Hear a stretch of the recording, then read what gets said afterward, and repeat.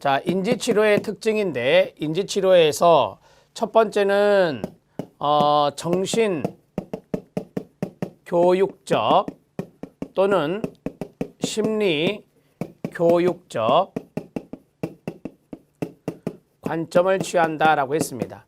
자, 여기서 중요한 단어가 제가 앞에서 인지정서 상담은 교육적인 접근이다 이렇게 말씀드렸잖아요. 그래서 정신교육적, 심리교육적인 관점을 취한다 이렇게 정리하시면 되겠습니다.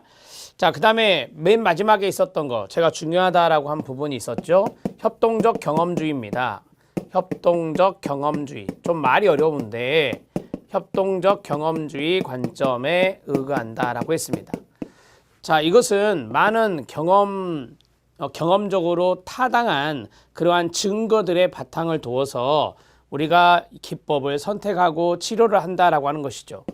치료 시, 자, 인지치료니까 인지심리학하고 그 다음에 인지행동적인 측면이 있죠. 그래서 학습이론 등의 자, 경험적으로 타당한 이론적 배경을 가지고 있는 겁니다. 이론적 배경이 있고 그러한 것들을 바탕으로 해서 기법 선택한다 이렇게 정리하시면 되죠. 치료 기법을 선택하거나 이론을 적용할 때 이렇게 정리한다. 그 다음에 세 번째는 그냥 단어들로 갈게요. 구조화되어 있다라고 했고 시간 제한적이다라고 했고 그 다음에 지시적이다라고 했습니다. 자, 지시적이다 보니 치료자의 활동이 상당히 중요하죠. 치료자 활동 중심 이렇게 간단하게 세 번째는 묶어서 정리합니다. 자, 이 정도 하시죠. 그 다음에 특징 들어갑니다. 앨리스와 달리 탐색적인 접근을 지향했던 것이다. 참고하시고요. 소크라테스식 문답법을 생각하시면 됩니다. 인지적 오류의 또는 인지적 왜곡의 내용이 문제의 원인이다. 2번 체킹. 자, 실력 따지기 보면 합리적 정서행동치료와 인지치료의 차이가 있는데 이것도 참고하시면 됩니다. 비합리적 신념, 우리가 앞에서 앨리스의 이야기를 많이 했어요. 비합리적 신념에서 경직된 당위성과 평가적 신념을 문제시하며 판단적, 자기파괴적 결론에 이른다. 이게 알리비티였습니다. 그 다음에 당위성이나 평가적 신념보다는 가로 개인의 정보 처리 과정에서 나타나는 오류 동그라미, 이게 바로 인지적 오류입니다. 이 오류가 심각하다고 파악했다. 이게 바로 인지치료의 관점이 됩니다. 자, 주요 개념에 도식이 있습니다. 스키마라고 한다 했죠. 자신의 인지구조에 따라서 특정 자극에만 선택적으로 주의를 기울여 반응하게 되는 인지구조를 스키마, 도식, 인지도식이다 이렇게 말합니다. 자동적 사고, 별표. 자, 생활 속의 사소한 자극에 의해서 매우 자동적으로 생성되는 사고라고 말할 수 있는데요. 한 개인이 어떤 상황에 대해 반응하여 떠올리는 자동화된 사고입니다. 이거는 부정적일 수도 있고 긍정적일 수 있다 했습니다. 개를 보고 귀엽다고 쓰다듬는 사람을 볼 때마다 더러워 라는 생각이 들고 움찔하는 경우, 이런 것들이 바로 자동적 사고의 사례가 될 수 있습니다. 자, 3번 별표 2개, 인지적 오류의 유형, 이게 가장 중요하다 했어요. 자, 생활 사건의 의미를 해석하는 과정에서 나타나는 추론 과정에 오류를 말하는데 암기법은 이것과 임계선파 이런 식으로 외우시라 했습니다. 자, 첫 번째, 전부 아니면 전무의 사고, 이게 바로 흑백 논리 또는 뭐예요? 이분법적 사고라고 합니다. 자, 처음에는 개념이 있고 그 다음에 사례 아이콘이 들어있죠. 이 사례를 잘 기억해 놓으셔야 됩니다. 생활 사건의 의미를 이것 아니면 저것이라는 이분법적 범주로 나누어 둘 중에 하나로 생각하는 오류를 말합니다. 사례 같이 한번 해보실까요? 시작. 완벽하게 성공하지 못하면 실패한 것이야. 이게 중요한 사례가 됩니다. 거기에 형광펜 밑줄. 나를 좋아하지 않으면 싫어하는 것이다. 그래서 양극단적인 사고가 흑백 논리, 이분법적 사고가 됩니다. 과잉 일반화입니다. 여기에서는 개념이 좀 중요한데 한두 번의 사건에 근거하여, 그게 중요합니다. 거기에 형광펜 밑줄. 한두 번의 사건에 근거하여 일반적인 결론을 내리고 무관한 상황에도 그 결론을 적용하는 오류를 말합니다. 한두 번 시험에 떨어진 사람이, 그게 중요합니다. 거기에 밑줄. 한두 번 시험에 떨어진 사람이 나는 어떤 시험을 치든지 나의 노력이나 상황과 상관없이 실패할 것이 뻔하다라고 일반화하여 생각하는 경우를 과잉 일반화랍니다. 의미 확대와 의미 축소가 있습니다. 이게 바로 극대화와 극소화하고 동의어는 과장과 축소가 됩니다. 자, 쉽게 말씀드리면 정말 중요한 큰 일인데 아무것도 아닌 것처럼 이야기하는 사람이 있어요. 생각하는 사람이 있는데 그 사람이 극소화합니다. 정말 사소한 것인데 너무 크게 부풀리는 사람이 있다. 이게 바로 극대화, 과장이 되는 겁니다. 자, 거기에 보면 의미 확대와 의미 축소에서 어떤 사건의 의미나 중요성 또는 크기라고 하거든요. 중요성이나 크기를 실제보다 지나치게 확대하거나 축소하는 오류를 말합니다. 불쾌한 감정을 자주 느끼는 사람은 자신의 단점이나 약점을 매우 중요한 것으로 확대 해석한 사람이 있어요. 그런 사람들이 바로 극대화, 과장하는 것입니다. 자, 심하게 걱정을 하면서 끊어요. 장점과 강점이 있는데 그건 또 별거 아닌 것처럼 생각하는 사람이 있습니다. 장점, 강점은 별거 아닌 것으로 과소평가하는 게 있는데 그게 바로 뭐예요? 네, 극소화, 축소라고 말하는 겁니다.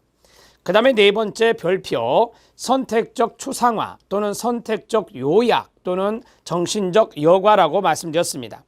어떤 상황에서 일어난 여러 가지 일 중에서 그 다음에 현관펜 밑줄, 그 다음이 중요하거든요. 일부만을 뽑아, 여기까지. 일부만을 뽑아, 그게 바로 선택이라고 하는 겁니다. 일부만을 뽑아 상황 전체를 판단하는 오류가 되겠습니다. 어떤 교수가 자신의 강의를 열심히 듣는 대다수의 학생들이 있었는데 그 대다수의 학생보다 졸고 있는 서너 명의 밑줄 쫙 그어요. 일부만을 뽑았어요. 졸고 있는 서너 명의 학생에 근거하여 내 강의가 재미없나 보다, 나는 강의를 잘 못한다라고 결론을 내렸다면 이것은 정신적 여과, 선택적 추상화라고 말합니다. 개인화입니다. 자신과 무관합니다. 자신과 무관한 사건을 그 다음에 밑줄, 자신과 관련된 것으로 잘못 해석하는 것이 개인화입니다. 다른 사람의 행동에 대한 좀 더 타당한 설명을 고려하지 않고 자신이나, 거기서부터 밑줄, 자신이나 어떤 사람 때문에 다른 사람이 부정적으로 행동한다고 믿는 오류, 이런 것들이 바로 개인화가 됩니다. 아버지만 살아 계셨어도 내가 지금 이렇게 안 살 텐데, 이런 것도 개인화입니다. 왜 나 때문에 저 두 사람은 다툴까? 실제로 그렇진 않은데 이런 것들이 바로 대표적인 개인화가 되는 겁니다. 화장실에 갔다가 사무실로 들어오는데 동료들이 웃고 있는 모습을 보고서 나에 대해, 거기에 밑줄, 나에 대해 무엇인가 이야기하고 있었던 거 아니야? 라고 생각하는 것이 바로 개인화다, 이 말입니다. 자, 그 다음에 재앙화, 파국화라고 했어요. 대표 용어는 파국화입니다. 파국화, 재앙화, 재앙의 힌트가 있어요. 미래에 대해서 좀 더 현실적인 다른 고려 없이 그 다음에 밑줄, 부정적으로 예상하는 것입니다. 이 부정적으로 예상하는 것 중에 대표적인 것이 끔찍한 일이 벌어질 것이다. 그렇게 해서 매우 두려워하는 것입니다. 현실적인 고려도 없이 이런 것들을 파국화라고 말합니다.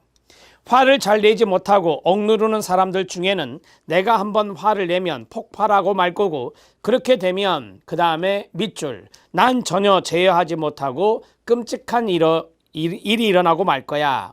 이렇게 생각하는 사람은 파국적 사고를 하고 있는 것입니다. 이게 바로 파국하다, 이렇게 말합니다. 자, 그 다음에 임의적 추론입니다. 자의적 추론이다 한다 했어요. 충분한 근거도 없이, 거기가 힌트, 충분한 근거도 없이, 거기에 밑줄, 막연히 느껴지는 감정, 거기도 힌트, 거기도 밑줄, 우리가 지레짐작한다라는 말이 있어요. 그게 바로 임의적 추론과 연관성이 있거든요. 막연히 느껴지는 감정에 근거해서 결론을 내릴 때는 우리가 임의적 추론이라고 말합니다. 내가 그렇게 느끼는 것을 보니 사실임에 틀림없다, 임의적 추론입니다. 불길한 느낌이 들어, 거기에 밑줄, 불길한 느낌이 들어, 일이 잘못된 게 틀림없어, 이런 것들이 바로 그 사람의 막연한 느낌에 의해서, 충분한 근거도 없는데 막연한 느낌에 의해서 결론에 도달한다면 이것은 임의적 추론이 된다, 이렇게 보시면 됩니다. 어려운 거 없죠? 충분히 제가 말씀드리면서 어떤 부분이 힌트입니다, 어떤 부분이 중요한 부분입니다 라고 말씀을 드렸기 때문에 다시 한 번 더 복습하면서 읽어주신다면 개념도 잡히고 사례도 잡힐 겁니다. 그렇다면 기출문제 확인학습을 보도록 하겠습니다. 인지적 오류의 사례 문제입니다. 거기에 별표 2개. 첫 번째, 내담자가 두 번째 회기에 오지 않았습니다. 첫 회기에서 내가 무엇을 잘못했기 때문에 거기에 밑줄 쫙 그어요. 내가 무엇을 잘못했기 때문에 지금 내담자가 두 번째 회기에 오지 않았다. 이게 바로 개인화가 되는 것입니다. 개인화는 문제의 원인을 자신 탓으로 여긴다 했습니다. 그 다음에 2번, 많은 사람들 앞에서 강의 후에 대다수의 긍정적인 반응보다 소수의 부정적인 반응에만 초점을 맞춰, 그게 중요한 거죠. 소수의 부정적인 반응에만 초점을 맞춰 강의가 실패했다고 단정한 게 뭐였죠? 앞에서 선택적 추론, 선택적 추상화, 정신적 여가였습니다. 일부만을 선택하여 부적절하게 추론하는 것입니다. 세 번째, 남자친구가 바쁜 일로 연락을 못하면 나를 멀리하려고 한다고 결론을 내리고 이별을 준비한다라고 했습니다. 자, 나를 멀리한다고 결론을 내렸다. 이게 바로 자기 자신의 느낌이죠. 자기 자신의 짐작입니다. 이게 바로 임의적 추론이 되는 겁니다. 충분하지 않은 근거로 자신이 마음대로 추론하는 것이죠. 남자친구가 바쁜 일로 연락을 못한 겁니다. 그런데 나를 멀리한다고 생각을 했기 때문에 이것은 자신의 느낌, 자신의 위에 있는 대로 막연히 느껴지는 감정이에요. 그렇게 해서 이별을 준비한다면 임의적 추론에 빠진 겁니다. 네 번째, 한두 번의 실현당한 경험, 그게 중요한 거예요. 한두 번의 실현당한 경험, 소수의 경험이죠. 이것을 누구로부터 항상 실현을 당할 것이다. 일반화를 하고 있습니다. 이게 바로 과잉 일반화입니다.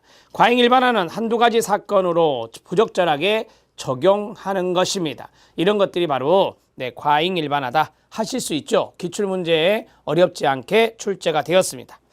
자, 그 다음에 밑에를 보면 이미지가 하나 있는데요. 제가 앞에서 말씀을 드렸던 겁니다. 역기능적 인지도식에 의해서 핵심 믿음 체계에 의해서 뭐가? 인지적 오류에서 뭐가? 부정적 자동적 사고가 나타나서 심리적인 갈등 문제가 발생한다 했습니다.